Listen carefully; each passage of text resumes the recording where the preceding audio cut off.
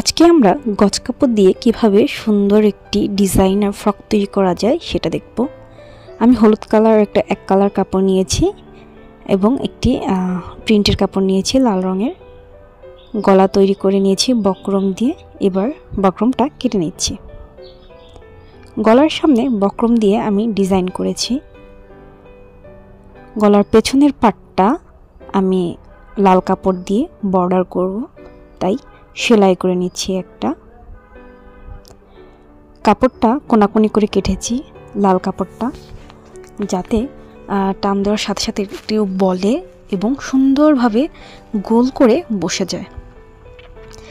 এইবার আরও শেপটা সুন্দর আসার জন্য কিছু কাট করে নিব, উল্টিয়ে তারপর পাইপিং করে নিব। পাইপিং বরাবর আমি একটা চাপ সেলাই করে নিচ্ছি।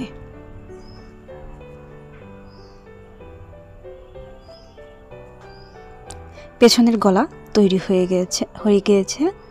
এবার সামনের পার্টে আমরা গলাটা তৈরি করব। তো সেলাই করে রেখেছিলাম, সেটাতে কাট দিয়ে তারপর এভাবে আমি পেছন দিক থেকে একটা চাপ সেলাই দিয়ে নিচ্ছি। দেখুন কতটা সুন্দর দেখাচ্ছে। এবার এখানে কিছু লেস লাগিয়ে নিব। আমি লাল রঙের একটা লেস নিয়েছি, যেটা হলুদের মাঝে অনেক সুন্দর লাগছে। সামনের পার্টে আমি এভাবে লাল লেস লাগিয়ে নিচ্ছি দুই পাশেই।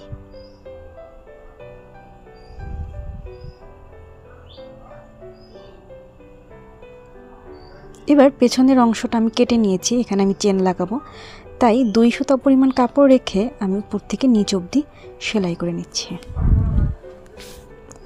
কাপড়টা মাঝে বরাবর ভাঁজ করে নেবেন এভাবে।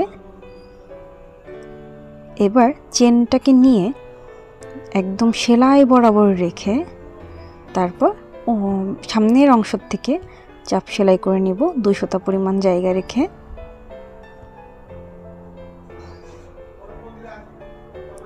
একদম সুতা বরাবর চেনটাকে রাখতে হবে না, একটু বাঁকা হলে কিন্তু দেখতে ভালো লাগবে না। এভাবে পাশ দিয়ে আমি সেলাই করে নিব, উপর থেকে নিচ অবধি একটা সেলাই করে নিব। তারপর ঠিক ঘুরিয়ে আবার আমি নিচের থেকে উপরের দিকে সেলাই করতে করতে যাব। এরপর ভিতরের যে সেলাইটা করেছিলাম সেই সেলাইটা আমি ছুটিয়ে নিব। কাটার দিয়ে আমি সেলাইটা কেটে তারপর ছুটিয়ে নিব, তাহলেই চেনটা লাগানো একদম কমপ্লিট হয়ে যাবে।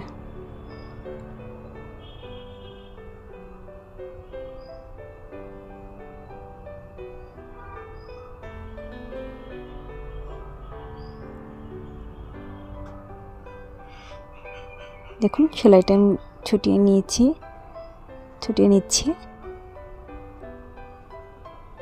এই দেখুন পুরোটা ছুটিয়ে নিচ্ছি। নিচে যেহেতু সেলাই আছে তো আমার চেনটা নিচে খুলবে না। দেখুন কত সুন্দর হয়েছে ফিনিশিংটা। এবার আবার একটা হলুদ রঙের লেস দিয়ে আমি ডিজাইন করে নিব। যেহেতু হলুদ লেস তাই একটা হলুদ সুতা লাগিয়ে নিয়েছি। আবার গলাটা ইউ আকৃতি, তো ইউ আকৃতিতে আমি এই লেসটা লাগিয়ে নিচ্ছি। আস্তে ধীরে লাগাতে হবে, কেননা লেস যেহেতু ইউ আকৃতি দিতে হবে, টান লাগলে কিন্তু ভালো লাগবে না দেখতে। টানা টানা করে দিলে একটু লুজ রেখে সেলাইটা করতে হবে। অনেক সময় লেসটা একটু মোটা থাকলে দেখা যায় যে আরেক পাশ একটু উল্টিয়ে যায়, সে কারণে আসলে সিকিউর করার জন্য আরেকটা চাপ সেলাই করে নিলে ভালো হয়, একদম সুন্দর গোল হয়ে লেসটা বসে থাকে। লালের মাঝে হলুদ রঙটা কিন্তু অনেক সুন্দর লাগছে লেসটা। আমি ভাবলাম পাশ দিয়ে আরেকটা লেস লাগিয়ে দিই, তাহলে দেখতে আরও বেশি সুন্দর লাগবে, আর একটু গর্জিয়াস হবে। দেখুন যেখানে লাল লেস লাগিয়ে নিয়েছিলাম ওর বিপরীত পাশে আমি হলুদ লেস লাগিয়ে নিচ্ছি। কতটা কমপ্লিট মনে হচ্ছে জিনিসটা এবং গুড লুক দিচ্ছে। একইভাবে আমি অপর পাশেও এইভাবে লেস লাগিয়ে নিব।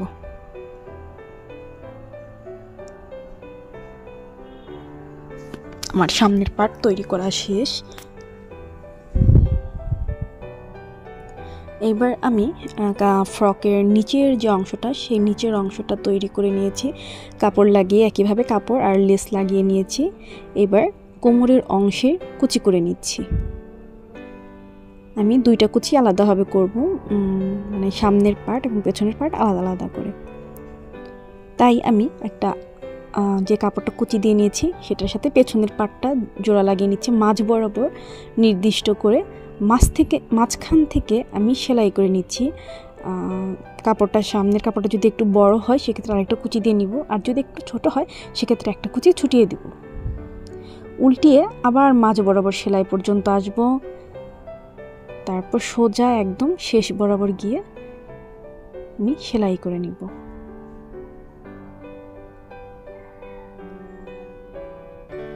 দেখুন একটু ছোট বড় হলে আপনারা কুচি কম বেশি করে নেবেন। তারপর উল্টিয়ে আবার মাঝ বরাবর আসব, এতে সেলাইটা অনেক সুন্দর হয়, ফিনিশিংটা অনেক বেশি ভালো আসে। আমার এইভাবেই আমি সামনের পার্টটাও তৈরি করে নিব। এবার সামনের পার্ট এবং পেছনের পার্ট দুইটা রেখে সোজা অংশটা ভেতরের দিকে রেখে কাঁধ দুইটা একত্রিত করে আমি কাঁধটা সেলাই করে নিচ্ছি।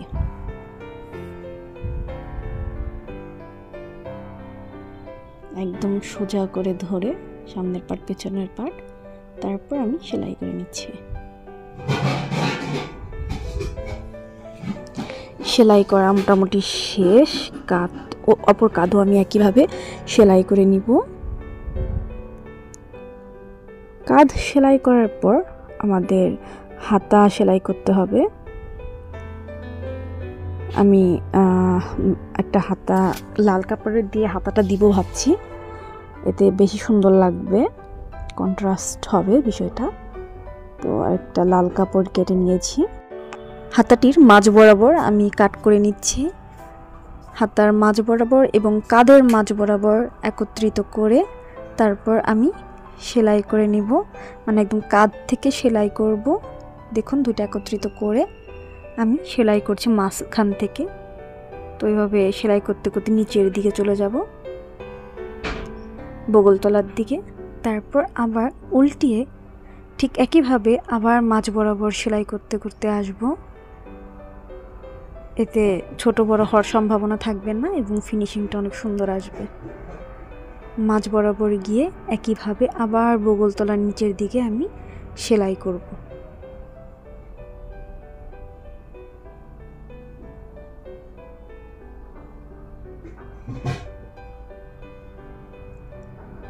নিচের দিকে সেলাই করার পর উল্টিয়ে আবার কাঁধ বরাবর সেলাই করব, কেননা ডাবল সেলাই দিতে হয়, অনেক সময় একটা সেলাই ছুটে যেতে পারে, তাই সেই রিস্ক থেকে বাঁচার জন্য আমরা ডাবল সেলাই দিয়ে থাকি। আমি আবার মাঝ বরাবর মানে সেলাই করে নিব, এতে সেলাইটা অনেক বেশি পোক্ত হয়।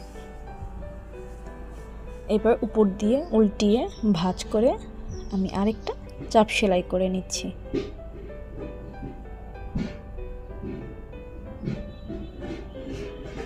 এভাবে চাপ সেলাই করে নিব এবং অপর হাতাও ঠিক একইভাবে তৈরি করে নিব, আমি আর সেটা দেখাচ্ছি না।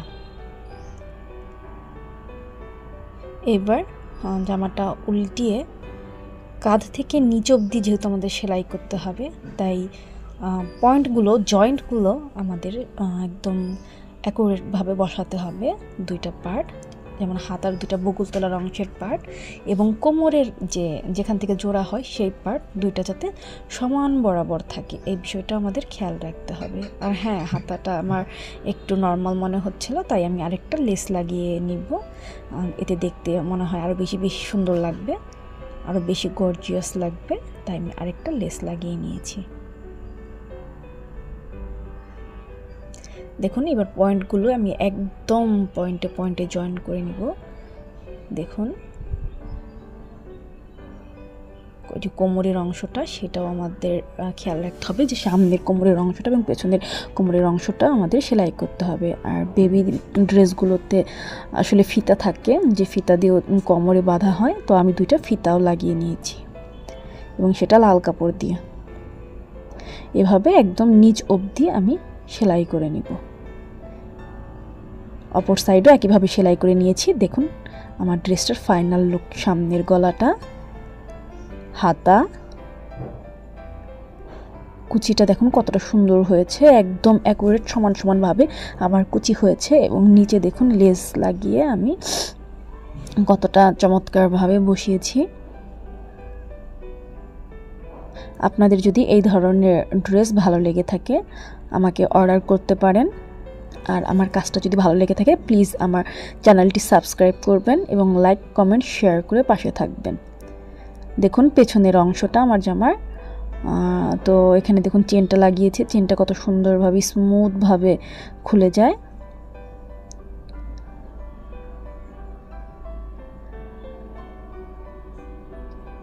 আর এই ফিতাটা শেষে কোমরে বেঁধে দিলে হলুদের মাঝে লাল ফিতাটা অনেক সুন্দর লাগবে কিন্তু।